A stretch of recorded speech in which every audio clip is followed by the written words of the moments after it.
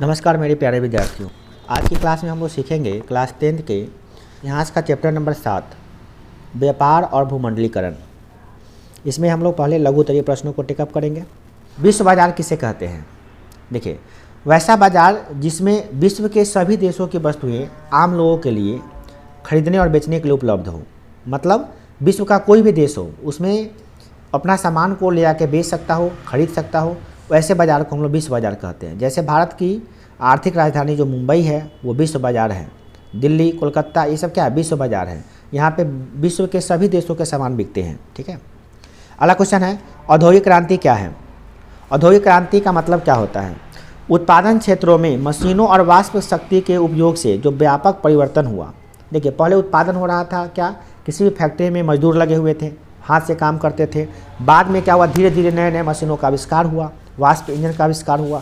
इसके आविष्कार से क्या होने लगा कि काम का उत्पादन जो है ना, किसी भी चीज़ का उत्पादन बढ़ गया। तो जो मानव श्रम के जगह पे जो मशीनों का उपयोग होने लगा, इससे क्या हुआ? बहुत बड़ा परिवर्तन आया, बहुत बड़ा बदलाव आया। लोगों के जीवन पद्धति में बहुत बड़ा बदलाव आया, उसके मौलिक परिवर्तन हो गए। इसी परिवर्तन को हम लोग कहते हैं क्या? औद्योगिक क्रांति। मतलब उद्योग में हुआ क्रांति। उद्योग में कैसा क्रांति होगा? मतलब मानव श्रम के जगह पे नए नए मशीनों को लगना। आप ऐसे भी लिख सकते हैं, मानव श्रम के जगह नए नए मशीनों के लगने से जो हमारे व्यापक बदलाव आया हमारे मौलिक और सामाजिक परिवेश में, उसी को हम लोग कहते हैं क्या? औद्योगिक क्रांति।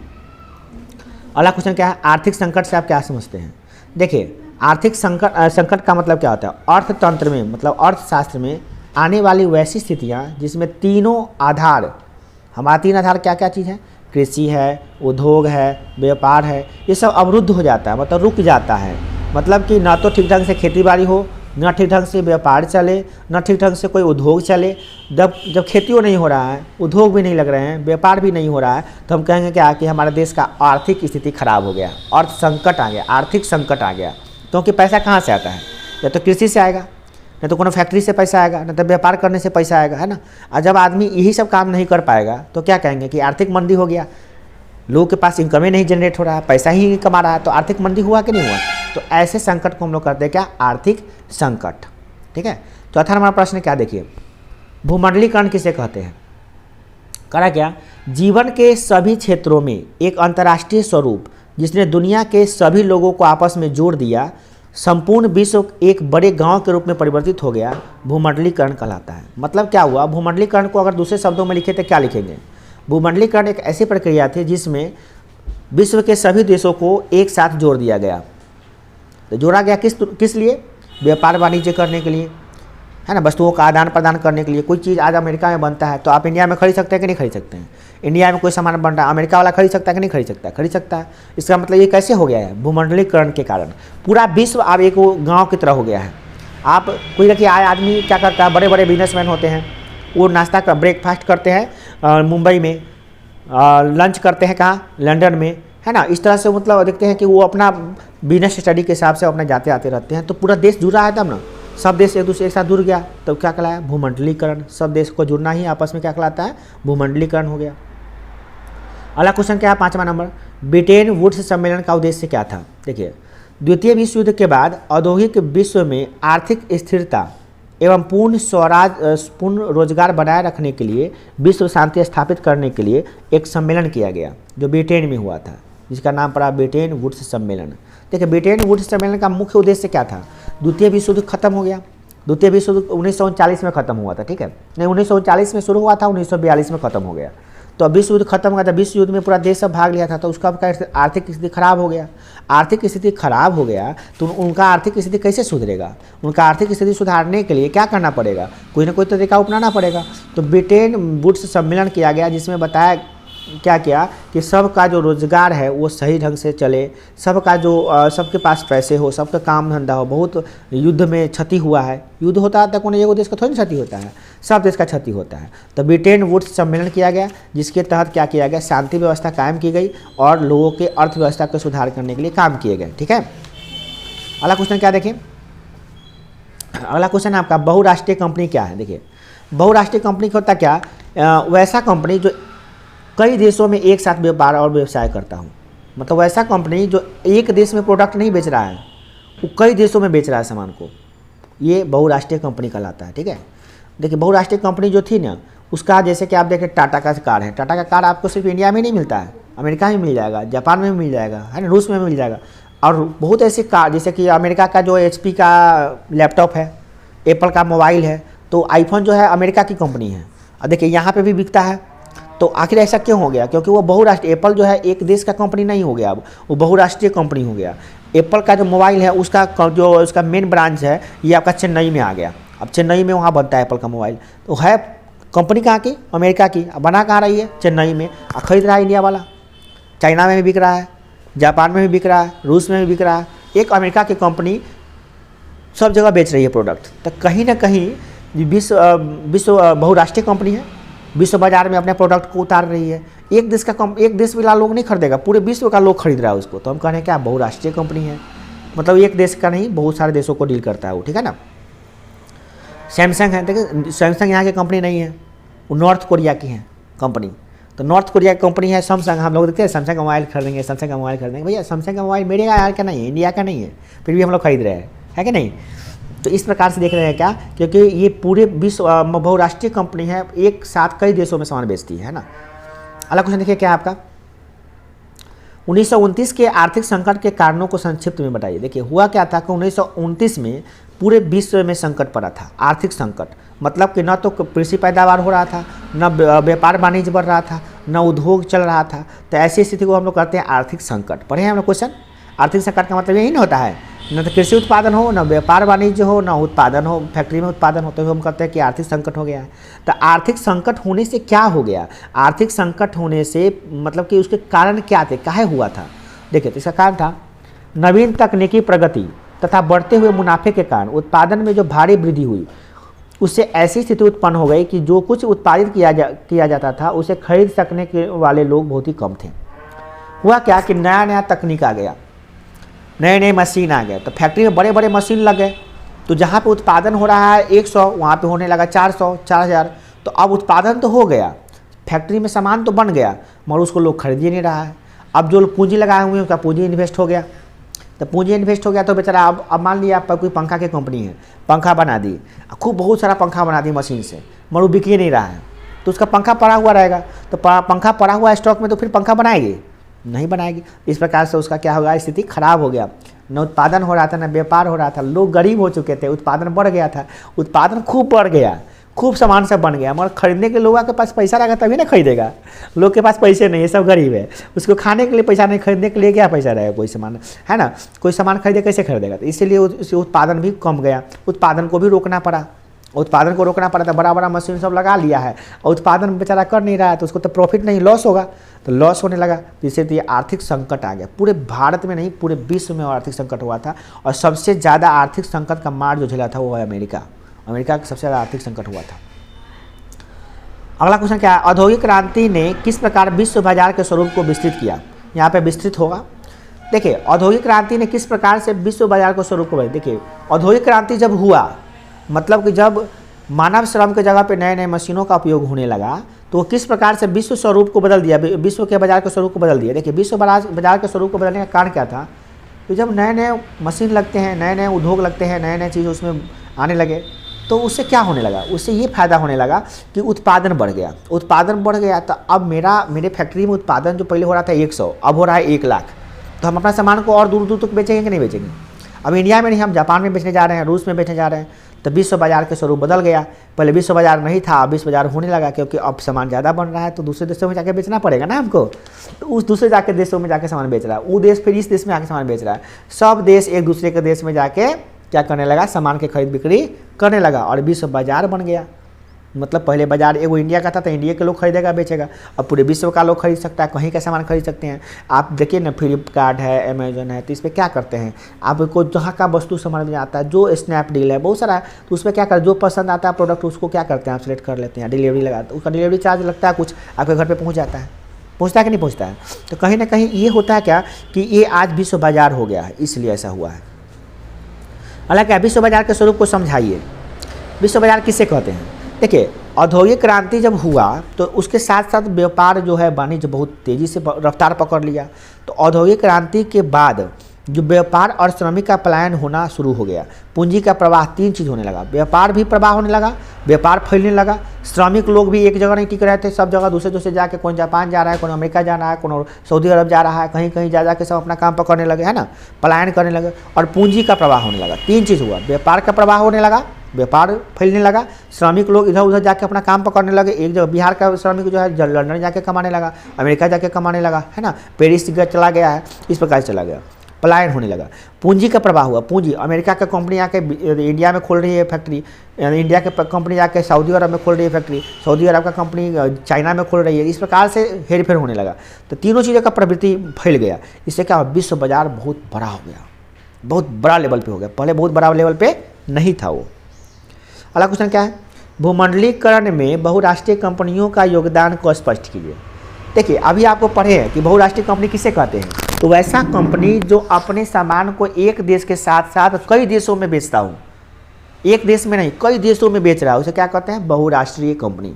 अब बहुराष्ट्रीय कंपनी जो अपनी सामान को 10 जगह बेचेगी तो क्या होगा, भूमंडलीकरण होगा। मतलब क्या, एक देश दूसरे देश से क्या होगा, जुड़ेगा। भूमंडलीकरण का मतलब होता है एक देश का दूसरे देश से जुड़ना। तो अब हम आम आदमी हैं, नॉर्मल आदमी है, तो हम चाइना जाके जोड़ेंगे, जापान जाएंगे, कोरिया जाएंगे, नहीं जाएंगे, जाल पार लगेगा, नहीं लगेगा। पर हम बिजनेसमैन हैं, बहुत बड़ा प्रोडक्ट बनाते हैं, जैसे डेट फॉर एग्जांपल कि टाटा कंपनी जो बनाती है मोटर गाड़ियाँ, उसके हम मालिक हैं। तो अब तो हम जाएंगे लंदन, यूरोप, मतलब यूरोप महादेश में जितने भी देश है, फ्रांस है, चाहे फ्रांस हो गया, चाहे आपका हो गया जापान हो गया, चाहे कोरिया हो गया, तो उसमें हम जाएंगे तो वहाँ सामान हम बेचेंगे ना अपना। तो इस प्रकार से हमारा जो है ना वो बहुत बड़ा फैलाव हो गया। बहुराष्ट्रीय कंपनी जो है ना अपना सामान को ले जाकर दूसरे देश में बेचने लगा। अब दूसरे देश में लोग बेचने लगा तो वहाँ डिमांड बढ़ने लगा, तो एक दूसरे से कनेक्शन जुड़ गया, आना जाना बन गया, तो भूमंडलीकरण हो गया। याद रखिएगा, बहुराष्ट्रीय कंपनी वैसी कंपनी जो अपना प्रोडक्ट को, अपने सामान को बहुत सारे देशों में बेचती है। अब भूमंडलीकरण का मतलब होता है एक साथ कई सारे देशों का एक साथ जुड़ना, ठीक है ना, किसी उद्देश्य के लिए, सीधे जुड़ना नहीं, मतलब किसी उद्देश्य के लिए। तो इस प्रकार से बहुराष्ट्रीय कंपनी ना होता तो आज भूमंडलीकरण भी नहीं होता, है ना। भूमंडलीकरण काहे हुआ, कौन करवाया, बहुराष्ट्रीय कंपनी करवाया, अगर नहीं होता तो नहीं ना होता। तो ये सब बातें हो रही है। अगला क्वेश्चन क्या है, 1950 के बाद विश्व अर्थव्यवस्था के पुनर्निर्माण के लिए किए जाने वाले प्रयासों का उल्लेख कीजिए। 1950 के बाद विश्व अर्थव्यवस्था के पुनर्निर्माण, 1950 के बाद क्या हुआ, देखिए हमारा देश में दो युद्ध हुआ, हमारे देश में नहीं पूरे विश्व स्तर पे, जिसे कहते हैं विश्व युद्ध। उसमें सबसे पहला विश्व युद्ध था जो 1914 में शुरू हुआ था, 1918 में ख़त्म हुआ, पहला विश्व युद्ध। दूसरा विश्व युद्ध 1939 में शुरू हुआ, 1942 में ख़त्म हुआ। ये दोनों विश्व युद्ध खत्म हो जो हुआ, दोनों विश्व युद्धों में देश सब जो भाग लिया उसका बर्बादी हो गया। क्योंकि झगड़ा होता है या युद्ध होता है तो एक को लॉस नहीं होता है। अगर आप किसी लड़की को मार रहे हैं या आप कोई किसी झगड़ा कर रहे हैं तो वो थोड़ी ना छोड़ देगा, वो भी मारेगा आपको। तो दोनों को लॉस होगा कि एक को लॉस होगा, दोनों को लॉस होगा। तो जब विश्व जो क्या बोलते हैं उसको, विश्व में जो युद्ध हो रहा था, विश्व युद्ध हो रहा था, तो उसमें बहुत सारे देश भाग लिए थे। जो देश भाग लिया ना, सब का सत्यानाश हो रहा था, सब का अर्थव्यवस्था खत्म हो रहा था। अब बताइए ना, काम करने वाला आदमी भी युद्ध कर रहा है, पढ़ाने वाला आदमी भी युद्ध कर रहा है, बिजनेस करने वाला आदमी भी युद्ध कर रहा है, सब आदमी युद्ध करेगा तब पैसा घटेगा कि नहीं घटेगा। ऐसा स्थिति आ गया कि खाने के लिए लोगों को नहीं मिल रहा था, ऐसा स्थिति आ गया था। उसके बाद जरूरी था कि जब विश्व युद्ध खत्म हो गया तो अब जरूरी था कि देश के अर्थव्यवस्था को बनाएं, अच्छा बनाएं। इसके लिए क्या किया जाए, पुनर्निर्माण करने का प्रयास किया गया कि भैया कैसे अर्थव्यवस्था का निर्माण हुआ।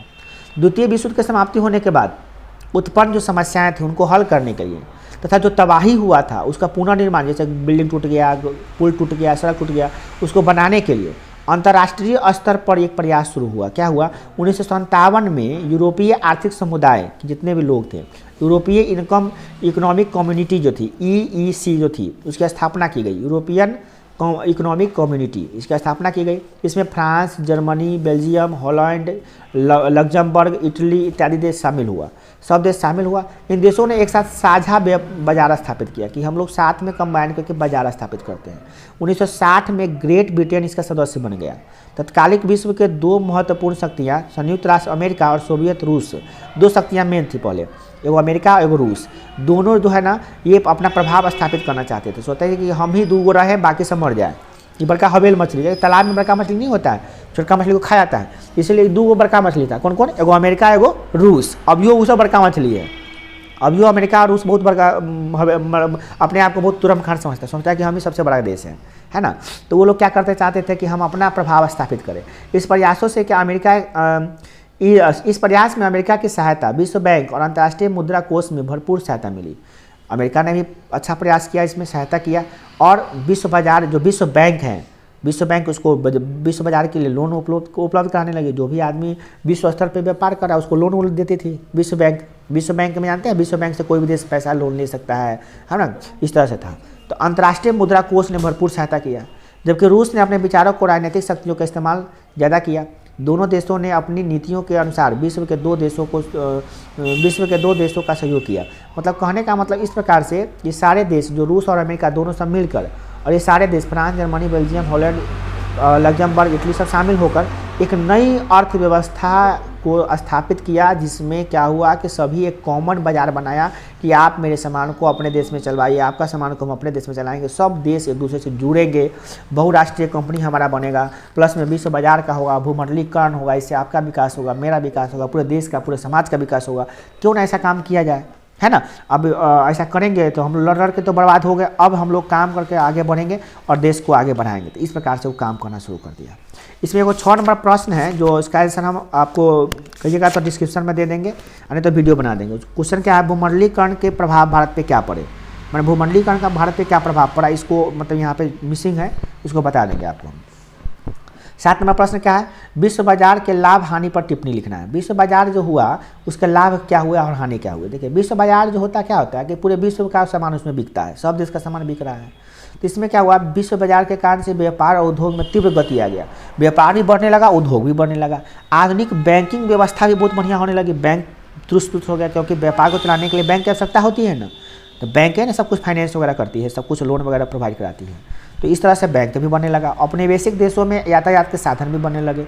खनन, बागवानी, संरचनात्मक क्षेत्र में विकास हुआ। कृषि उत्पादन में क्रांतिकारी परिवर्तन हुआ। सभी तकनीकी विकास होने लगे।